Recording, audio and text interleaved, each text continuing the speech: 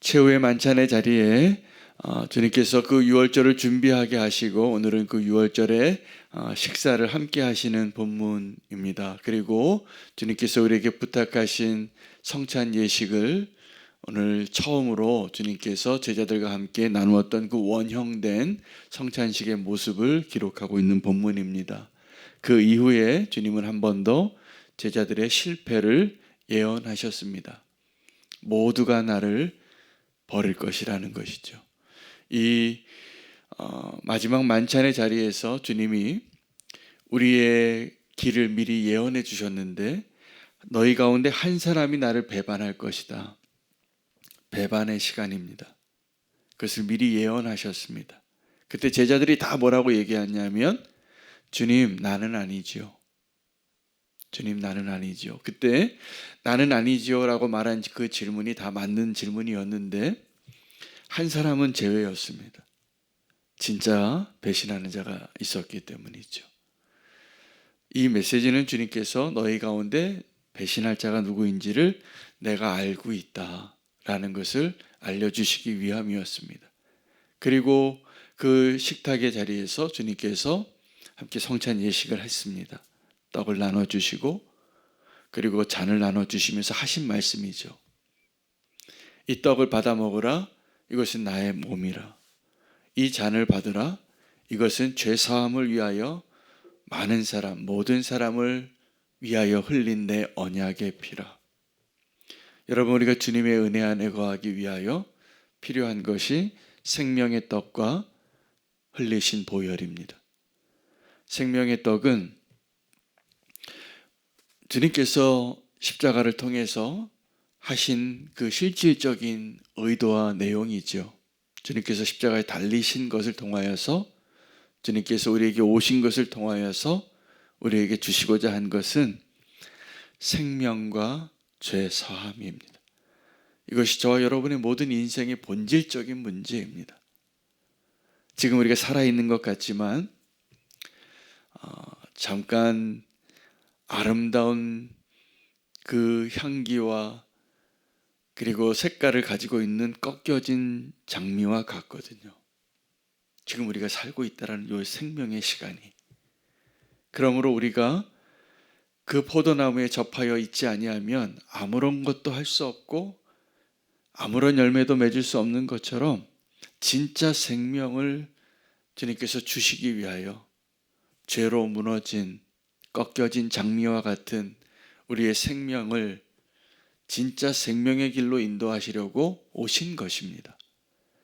그래서 우리가 예수 그리스도를 믿고 하나님의 그 은혜를 체험하게 되면 진짜 생명을 얻는 것이고 그 생명이 우리에게 필요한 것입니다. 우리가 지금 자랑하고 착각하고 있는 그 생명은 우리가 지금 살아있잖아요. 죽는 것이 두려울 정도로 지금 이 사랑이 영원한 이 생명이 영원한 것이 아닌 것이죠. 근데 주님은 우리에게 영원한 생명을 주시기 위해서 자기 자신을 내어주신 것입니다. 그리고 그 피는 죄 사함을 위한 거예요. 우리가 그 본질적인 두 가지 문제, 생명이 필요한 것과 우리의 죄를 사하해 주시는 그 문제를 해결해 주시기 위해서 십자가로 향하고 계시다는 것을 말씀해 주시는 것이죠. 이것을 이루기 위하여 주님께서 사용하신 방식이 뭐냐면 언약입니다. 여러분, 언약을 꼭 의지해야 합니다. 오늘 우리가 그 언약의 시간을 사는 겁니다. 주님이 약속해 주신 대로 죄사함을 이루게 하여 주시기 위하여 우리에게 피 흘리신 그 언약의 보혈로 주님께서 십자가로 향하신 것이죠. 우리가 하는 언약과 하나님의 언약이 너무나 다르기 때문에 오늘 이 최후의 만찬의 자리에서 주님이 약속하신 그 언약을 우리는 다시 붙잡아야 합니다. 여러분, 우리가 약속을 하잖아요. 언제 만나자고 약속을 하기도 하고 돈 빌려주고 받겠다고 약속하기도 하고 계약서를 쓰기도 하고 이 모든 약속은 근본적으로 어디서 시작이 되는 것이냐면 믿지 못하기 때문입니다. 그래서 그 약속으로 그 믿지 못할 사람을 붙잡기 위하여 조금 더 의지하기 위하여 하는 약속이 우리의 약속입니다. 계약서를 쓸 때 다 조건들이 있는데 그 계약서의 조건을 지키지 못하면 계약금이 날아갑니까? 안 날아갑니까? 날아가는 거예요. 그래서 우리는 그 계약금을 거는 거예요. 왜요? 약속을 못 지킬 사람인데 약속을 지키려고. 우리는 사실은 다 믿을 수 없는 상황 가운데 누군가 약속을 하는 것이죠. 어렸을 때 우리가 다 초등학교 1학년 짝꿍하고 새끼손가락 걸고 같이 결혼하자고 약속한 그 약속들이 있는데 못 지키는 거죠. 주님의 약속은 너무나 정반대의 의도를 가지고 우리에게 허락하신 약속입니다. 그래서 주님의 언약, 주님의 약속, 그 안에 거하는 것이 포도나무의 가지 안에 붙어 있는 것 같, 포도나무와 가지의 관계가 똑같은 것입니다. 그 언약 안에 거하는 것. 오늘 주님께서 그 언약을 이루시기 위하여 십자가로 향하고 계시는데 이 제자들의 모습이 여전히 언약이 필요한 존재들입니다. 하나님의 언약이. 오늘 그 최후의 만찬의 자리에서 너희 가운데 한 사람이 나를 배반하리라. 같이 그릇에 손을 넣는 자가, 식구가, 친구가, 친밀한 자가 발 뒤꿈치를 들리라. 이 언약이 성취될 것을 예언하셨어요. 근데 또 하나의 예언을 하십니다. 이제 한 사람이 아닙니다. 너희 모두가 다 나를 버리리라. 그때 제자들이 다 똑같이 말을 합니다. 근데 그때 먼저 말한 사람이 베드로일 뿐이에요. 오늘 본문 한번 보시면 너희 가운데 오늘 밤 너희가 다 나를 버리리라. 31절에 그때 33절에 베드로가 이렇게 말합니다. 모두 주를 버릴지라도 나는 결코 버리지 않겠나이다. 그런데 35절에 보면 모든 제자가 그와 같이 말했다라고 기록을 하고 있죠. 그러니까 내가 죽을지언정 내가 주를 버리지 않겠습니다. 다 그 말을 했다라는 사실입니다. 그런데 베드로에게만은 특별하게 베드로가 가장 먼저 이야기했고 베드로는 정말 자기 자신이 죽을지언정 예수님을 부인하지 않겠다고 확신한 그 진정성을 주님이 아셨기 때문이죠. 여러분, 우리의 신실함과 예수님의 하나님의 신실함이 이렇게 다른 겁니다. 우리가 하나님 앞에 신실하고 싶지요. 그런데 우리는 어떠한 존재냐면 너무 연약한 존재인 것입니다. 오늘 이 최후의 만찬의 시간은 배신의 시간, 실패의 시간을 예고해 주신 거예요. 아직 그 일이 일어나지 않았습니다. 그런데 그렇게 일어날 거라고 말씀해 주시는 거예요. 오늘도 주님이 저와 여러분에게 똑같이 이야기하실 거라고 저는 믿어요. 오늘 이 자리에 주님이 함께 계시면 너희 가운데 하나가 나를 배신할 거고 너희가 모두 다 나를 버릴 것이야. 그런데 오늘 약속하자.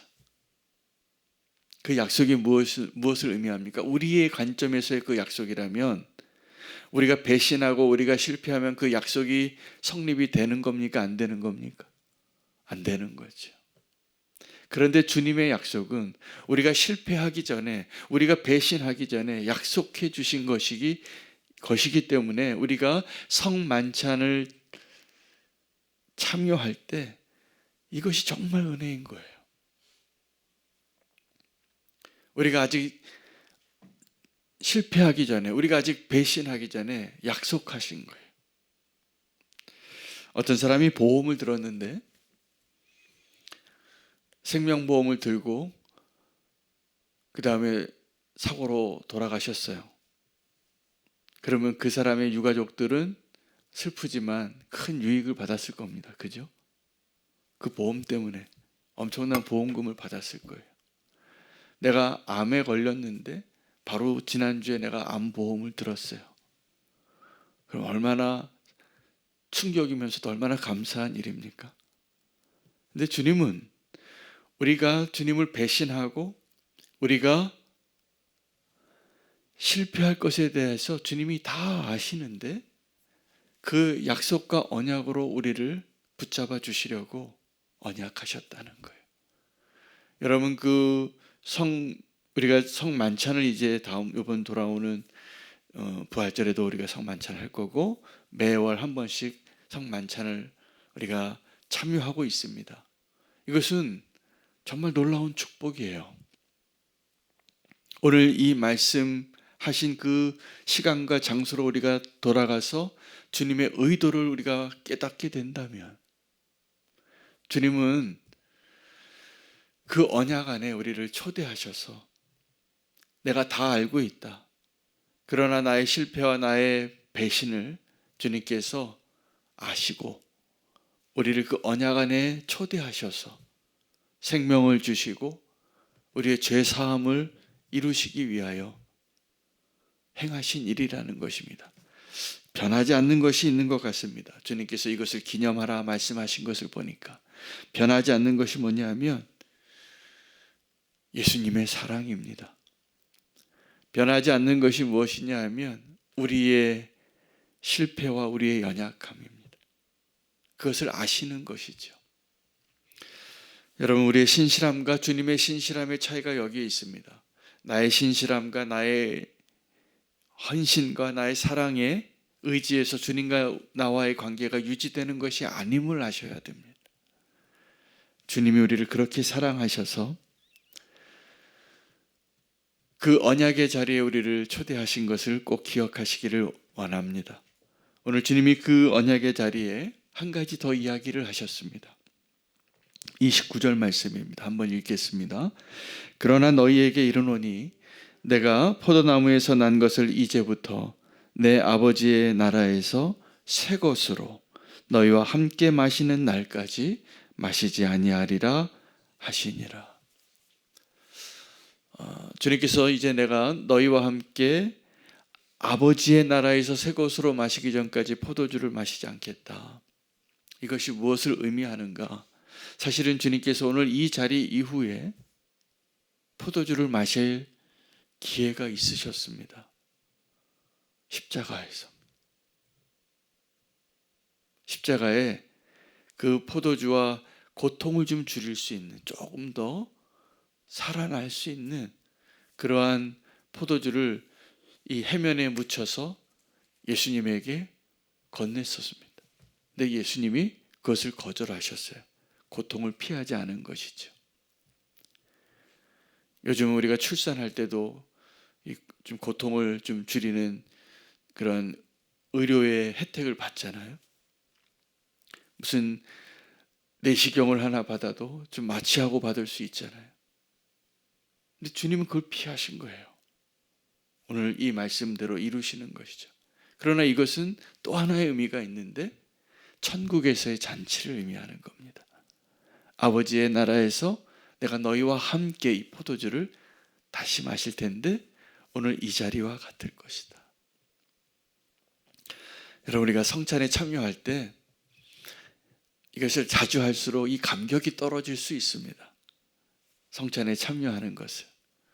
그러나 이 성찬에 참여하는 것이 정말 우리를 향한 변함없는 주님의 사랑과 우리의 변함없는 연약함을 인정하는 자리가 된다면 그 자리는 정말 눈물 없이 참여하기 어려운 자리가 분명합니다. 그 자리로 돌아가서 변함없는 우리의 연약함, 변함없는 우리의 실패에도 불구하고 변함없는 사랑으로 우리에게 약속해 주신 그 언약으로 들어가는 은혜의 길을 열어주셨다는 거예요.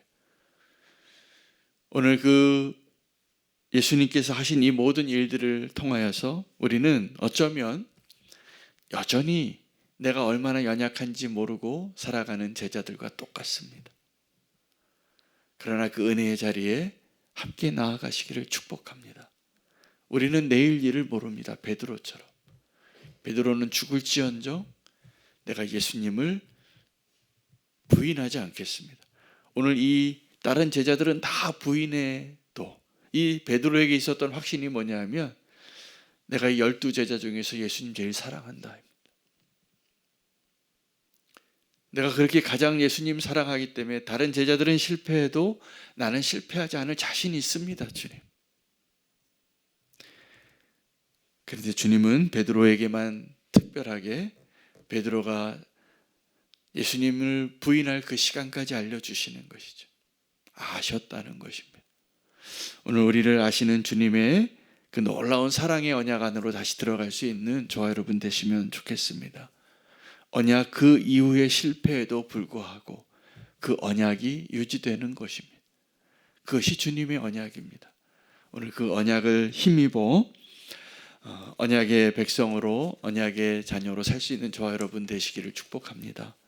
그 언약 때문에 오늘 우리가 삽니다. 그 언약 안에 거할 수 있도록 기도하고 우리 함께 기도할지